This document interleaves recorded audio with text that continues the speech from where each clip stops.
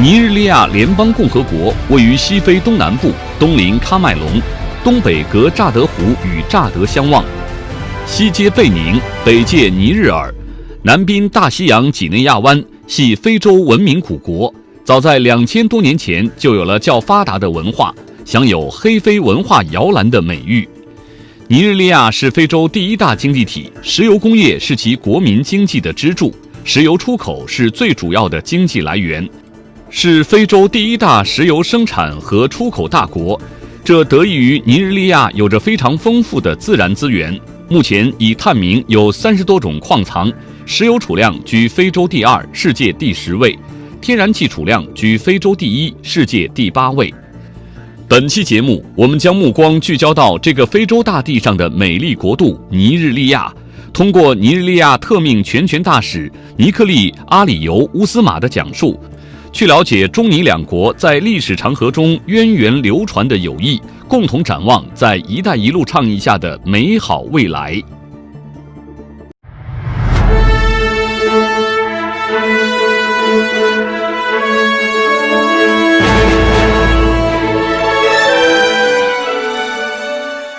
1971年2月10日，中尼两国建交，到今天已经走过了46个年头。自古代丝绸之路起，两国一直拥有着紧密的不可分割的贸易往来，双方签有贸易、经济、技术、科技合作和投资保护等协定，并设有经贸联委会。尼日利亚是中国在非洲的第3大贸易伙伴，第2大出口市场，也是中国主要投资目的地国。中国和尼日利亚的经贸合作反映了两国友好关系。2005年4月，两国建立战略伙伴关系，加强在经济、文化、技术、医疗、旅游和教育等各个领域的互惠互利。两国关系正处于历史上最好时期。Relationship between Nigeria and China bilaterally started on 21st February 1971, and at that time we are mostly running on the bilateral relation between Nigeria and China, which has excelled on economics, political, education, military cooperation, and air services. Other than that era, in 2005, Nigeria upgraded its relationship with China on strategic level, the first of the African country to get that status within that area. We have a big trade volumes between Nigeria and China because we are the largest populated African country with a population at present about getting to about 200 million according to the United Nations estimated population from United Nations Population Fund. And then at the same time, we are having a land mass of about 923 square meters or square kilometers in Nigeria, strategically located in the West Africa, where we are covered with the Cameroon, Chadi, Republic of Niger, Republic of Benin, and in the ocean down, we are also equivalent to that of Equatorial Guinea. So if you see, Nigeria strategically is located in the world, and then we have effective infrastructural movement between China and Nigeria. From the establishment of diplomatic relation in 1971, Nigeria and China have exchange of the presidency. The president of China, Hu Jintao, was in Nigeria, and about 4 Nigerian presidents were in China. That of the President Olusegun Obasanjo. We have President Omar Musa Yar'Adua. We have President Jonathan, Goodluck Jonathan, and the President was in China twice, in 2016 and the last third summit of FOCAC in September this year. So if you look at it strategically, Nigeria is one of the key partners of China in Africa. That is our relationship brought both in the agreements that we are having, both in the economic double taxation between the two countries, also Nigeria has a lot of strategic cooperations in terms of communication agreement. We have agreement in terms of bilateral educational agreement. In the first, where we train the Chinese in English and Hausa languages, and then now the Chinese are now the masters of the language, where some of the universities are teaching this language. And then even in the Chinese radio, China Radio, International Radio Corporation, we are having a time slot for the Hausa broadcasting system. So the cooperation is a long way to go, and Nigeria is one of the largest destiny students for educational issues here. We are having also BASA, bilateral air service agreement. We have agreement in terms of oil with the Chinese companies. We have with state government. We have sister province cooperations like Hunan, like Changsha with some states in Nigeria. We have a lot that are similarities in terms of issues. Agricultural cooperation is also going on. Vocational education institution for the period of 3 years to learn animal husbandry, aqua system, as well as other agricultural mechanization, so that improve our present administrative agenda of agriculture in Nigeria. Sequently, also on the multilateral level, Nigeria is an active member in FOCAC, cooperation for the African and China. Also, we have benefited a lot from that mechanism. Nigeria in 2000 was one of the first countries to embrace that program of FOCAC, and then we have achieved a lot in that dimension. Similarly, recently, Nigeria signed an agreement on the Road and Belt Initiative, which is called Maritime Silk Road, on this precisely 6 September this year. 非洲是海上丝绸之路的历史和自然延伸。2016年，习近平主席提出打造绿色、健康、智慧、和平的丝绸之路，这一切都与尼日利亚的国家发展规划不谋而合。中尼两国虽相距千里，但“一带一路”的精神和理念让双方成为携手合作的好伙伴。“一带一路”建设让双方进一步深化基础设施建设、农业、产能等领域合作，密切人文交流，助力尼日利亚经济社会发展，将中尼合作打造成中非合作的典范，进一步推动“一带一路”走进非洲腹地，促进非洲发展事业和现代化进程，造福更多的中非人民。Nigeria, since the initiative of the Road and Belt Initiative in 2012 by President Xi Jinping, which is endorsed by the United Nations, Nigeria has a lot of plans, projects to do with the Silk Road. With the recent signing of this agreement between Nigeria and China on One Road, One Belt Initiative, which is also called Silk Road or Maritime Road, Nigerian plans is to use it for infrastructural development, to develop our infrastructure through the linking links of road we have. Nigeria is linked to the Republic of Benin. It's also linked to the Chadi. It's also linked to the Republic of Niger. It's also linked to Cameroon. So we wanted to use this existing route to be able to reach other West African countries through Silk and Road infrastructure development. We are trying to concentrate effort under the ECOWAS. You know, Nigeria is one of the active members of ECOWAS. We wanted to ensure that we use this initiative of the President Xi Jinping, to exercise our development, physical growth and development in terms of other infrastructures, be it in the areas of road, in the rail line, be it in the area of electrification using solar, because we have abundant solar supply, which is a green energy, and also to use the same initiative in the capacity building. We have seen China has advanced since opening up in the 40 years. So we want to use the same mechanism and borrow from their leave and see whether it can suit our own model of development.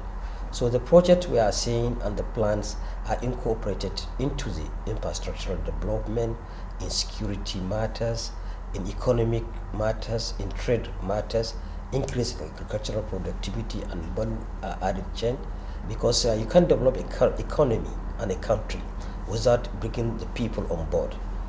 Nigeria is on the recession, just came out of that recession, of that economy. We have the largest reserve in Africa. We have the largest population in Africa. So we need to come in with effective development that will suit the country and to ensure. Looking at Nigeria, over 90% of the population of Nigeria are active. About 70% of that Nigerian populations are youth. So looking at, talking about 190 to 200 as estimated by United Nations, we are viably going to have a younger generation populated country. So we need to have an effective planning strategy and framework of operation to move the country forward.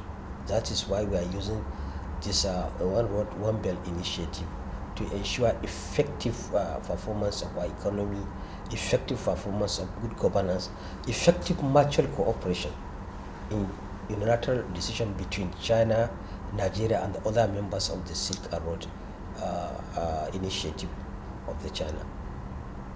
So we are having a lot of mechanism and we are developing a lot of strategy in both sectors to ensure a maximum utilization of the initiative. Again, more in the sense that if you recall the recent summit of FOCAC, the third summit that was there from 1st to 6th to 4th September, where a new phase of African-China cooperation has been signed, also an African cooperation has been signed with the pledges of about $60 million to follow, $60 billion, sorry, on that matter to ensure that equitable distribution in terms of objectives of development in agriculture. Because we are aware in person agriculture, food and security is a good matter. Where there is enough food, it lessens the war, it lessens the fight. It also encompasses the issue of having developmental and economically, because we are going to have a trade relation and investment between the countries of Africa and the China. Particularly in Nigeria, we are using a lot of initiative to attract more foreign direct investment from Chinese and other African countries and other world countries to Nigeria. We have the enabling environment, the incentives and business opportunities. Likewise, the other African countries. And coming back to my region, which is ECOWAS. Presently, my president is the chair of the ECOWAS. And then in the ECOWAS, we have our 15 member countries, including Nigeria. And then we have the platform of about 450 estimated population of that area. So this is a good market that the Silk Road can benefit and African countries can benefit, because goods coming to Nigeria ended up to the northern horn of Ethiopia, ended up in Algeria. So it is benefiting Africa as well as other member countries within Africa. The Silk Road is not only limited to Africa per se, but that is a new continent discovered with a lot of potentialities, with a lot of resources, untapped resources, which are useful for the mankind.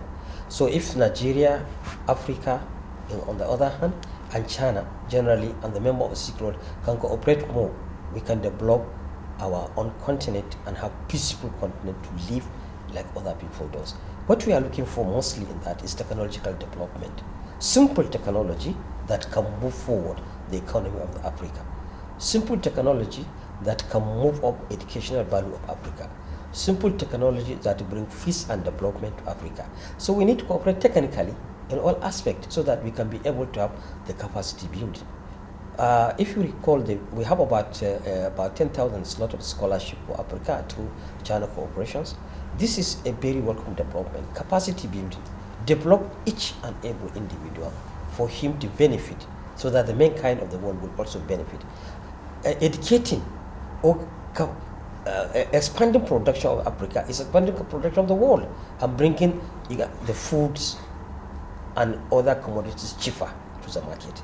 So we have several platforms to utilize and be able to cooperate in a different dimension that can improve the sustainable development goals of United Nations.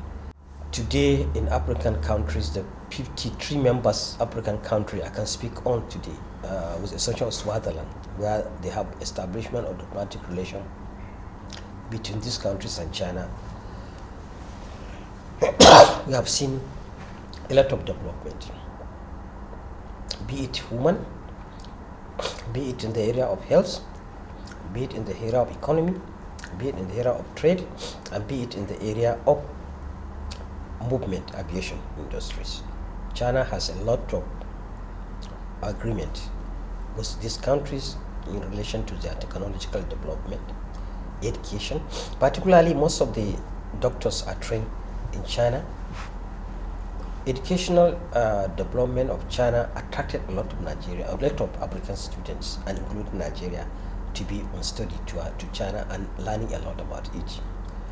And then I believe that is expansion. China opened up 40 years ago. That opening up of China 40 years ago, we have seen it physically. So people want to copy it. So we are broadening that issues, and we are really going to adopt that enhancement, both to my country, which I'm representing here, and those of the other African countries here, which are talking with their representatives on development. You see, the good side of it, recently, I think this month, if I'm not mistaken, the EU, African Union Office, has opened an office in China. This is a continental achievement. If the political organ of African Union can have an office here, this has expanded our own broad cooperation and strengthened our own unity with China. And that's why a lot of schools are now being sprung up in African countries, where we have Confucius School of taught for the Chinese. Most of the universities are now adopting to have Chinese department in their respective universities, so that we ease the movement of these children coming down to study here, and then they can be taught in that area. Because after you learn a lot here, we want to reflect what we learn here and be able to develop it in our own countries there. So a lot of areas through the Silk Road for Nigeria, for the other 52 member countries, is also a welcome development in every aspect of it. No country in Africa is out of that. Only Swaziland that is not part of them.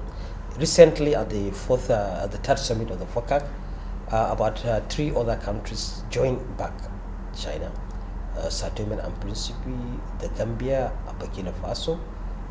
This is open development to say that the relationship between Nigeria and China on one hand is one of the best we can think of, and Nigeria and Africa is another aspect of it, and Nigeria and Africa and China in under the development.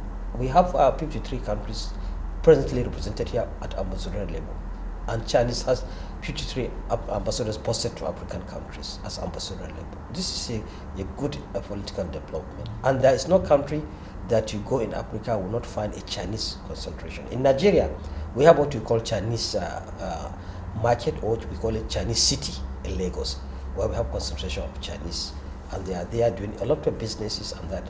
You see, we're looking at the developmental aspect. Nigeria and China has developed a concept of pre-visa for the diplomatic and official passport holders. If I'm coming to China as a diplomat, or I have official function with official passport, I don't need visa. The same thing with Chinese.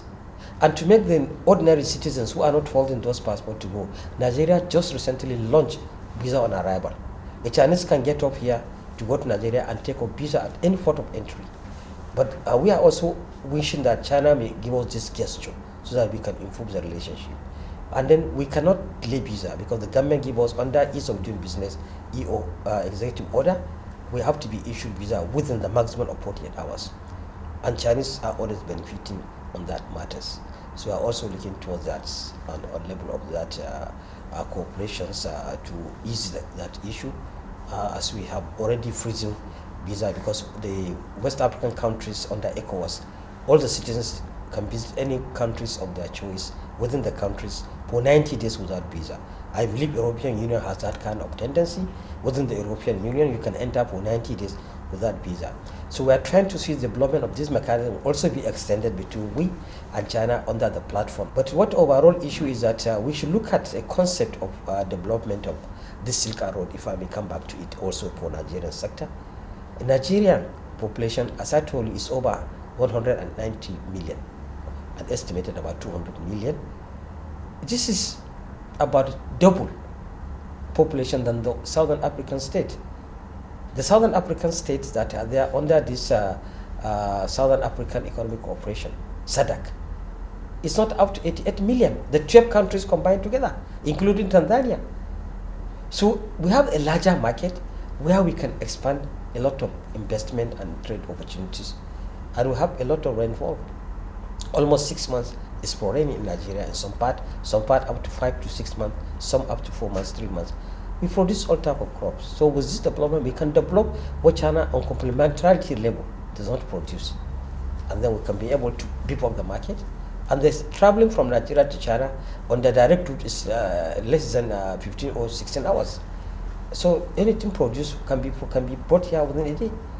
So we can look at that area of cooperation also to produce what is not produced here, and the soil fertility allowed that in Nigeria to be produced. 一带一路倡议的核心内容是促进基础设施建设和互联互通。非洲作为全球最大的基础设施新兴市场，具有充足人力资源、广阔市场等优势，在能源、电力、交通等领域有大量的建设需求。有着 1.8 亿多人口的尼日利亚是中国出口的巨大市场，也是中国通往西非和非洲其他地区的门户。中国向尼日利亚出口货物和服务，并为尼日利亚的基础设施项目集资。阿布贾至卡杜纳铁路、阿布贾城铁等诸多项目无不彰显着“一带一路”精神，成为西非经济共同体互联互通铁路网主要组成部分，极大地促进尼石油输出，对拉动整个西非经济、建设沿海经济走廊具有重要战略意义。You see, Nigerian foreign policy is based on 5 pillars. One of the pillars is development of national interests of Nigeria. Second is promotion of African unity and solidarity. That is integration politically and economy of African continent. So we are much incorporated in our foreign policy, which also suit Northern Belt aims and objectives. It also suit the recent 17 goals of the social development goals of the SDG of the United Nations. This road initiative, Skill Road we are talking about, is also in relation to new national economic order.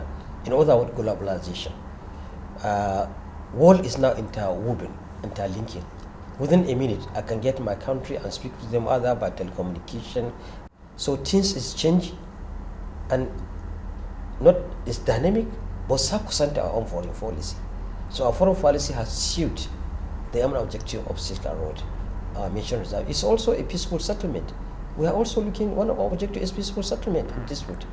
Because we have told you the present government agenda is infrastructure development as an objective, growth and economy, employment, agricultural generation, fighting security. All is part of the road and skill initiatives. We work closely with China and other member states to ensure the benefit accruing from that. We are fully committed to that. That's why we signed an agreement on that level. 中尼合作一直走在中非合作前列，合作促进双赢。中国在基础设施项目的集资有益于尼日利亚经济发展，为众多尼日利亚青年创造更多的工作。2017年，中国企业在尼日利亚新签合同额114.8亿美元，越来越多的中国工业正迁往尼日利亚，寻求更多的机会，从而进一步推动“一带一路”倡议，建设基础设施、转让技术以及增加就业。“一带一路”为尼日利亚提供了一个理想的发展平台。通过参与“一带一路”建设，尼日利亚将迎来更多的发展机遇，也必将更好地融入世界经济。The community of the shared future is really an issue that basically come out of nature by President Xi Jinping concept, came out in 2012 November, and then the shared future is part of the foreign policy because universal concept of that, universal combination to achieve the world peace is what you are thinking about. So Nigeria is participating in that shared future of mankind because of the sharing to human beings. It can be shared future in terms of market, which we just recently witnessed in Shanghai under China International Import-Export Commodity Market. Nigeria participated and we have a booth. And from there we learned a lot. From the other side of the country, from the other countries that participated, from the China that organized that one also we learn a lot. So share picture in terms of trade, we are sharing that opportunity with China and other members of the global world. We are also sharing that picture in political relation. Also, we have a shared picture of cooperation in technology, because the issue that sharing is caring. So when you share to the human being, you are caring for the human being. So we are learning a lot from that issues, and we are cooperating a lot between China on the other hand and Nigeria on the other side, and our ECOWAS brothers on the other side of it, and the members of the community of the world, because sharing the picture is a universal concept today. It's a universal concept today in the sense of viewing it to be effective mechanism of cooperation. So we participated in it, and we wanted to use it to develop our own system educationally.